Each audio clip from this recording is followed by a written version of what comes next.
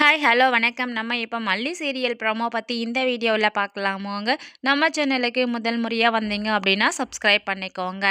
கதிரேசன் யாரெல்லாம் மீட் பண்ணணுமோ அவங்க எல்லாரையும் மீட் பண்ணிட்டுருக்காரு ஒவ்வொருத்தராக. அதாவது நம்ம விஜய் எப்படியாவது மாட்ட வைக்கணும், வெண்பாவை நம்ம வீட்டுக்கு கூட்டிகிட்டு வரணும் அப்படின்ற மாதிரி மட்டும்தான் அவரோட பிளான்.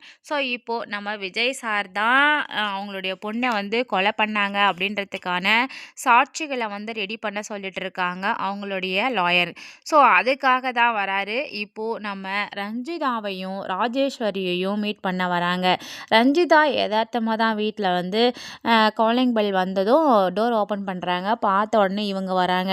ஸோ நம்ம ராஜேஸ்வரியும் உள்ளே உக்காந்துட்டு இருக்காங்க. ஸோ இவங்கள பார்க்குறாங்க, என்ன இவங்க வராங்க திடீர்னு அப்படின்ற மாதிரி சொல்லிட்டு தான் ஸோ அவங்க சொல்ல போகிறாங்க, இந்த மாதிரி வந்து என் பொண்ணை கொலை பண்ணது உன் தம்பி விஜய் தான் அப்படின்றதுக்கான சாட்சிகள் கேட்குறாங்க.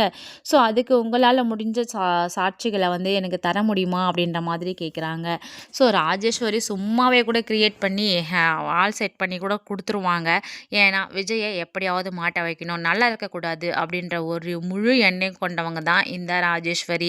ஸோ ஆனால் நம்ம கதிரேசன் பார்த்திங்கன்னா எவிடன்ஸ் எல்லாமே வந்து கரெக்டாக இருக்கணும் அப்படின்ற மாதிரி தான் நினைக்கிறாங்க. ஸோ விஜயோட லாயர்கிட்டையும் போயிட்டு நிறைய பணத்தை கொடுத்துட்டு நீங்கள் வந்து இந்த கேஸ் வந்து விசாரணைக்கு வர்ற விஷயமே விஜய்க்கு தெரியக்கூடாது அப்படின்ற மாதிரி சொல்லி கட்டாக பணத்தை கொண்டு போய் கொடுத்துருக்காரு.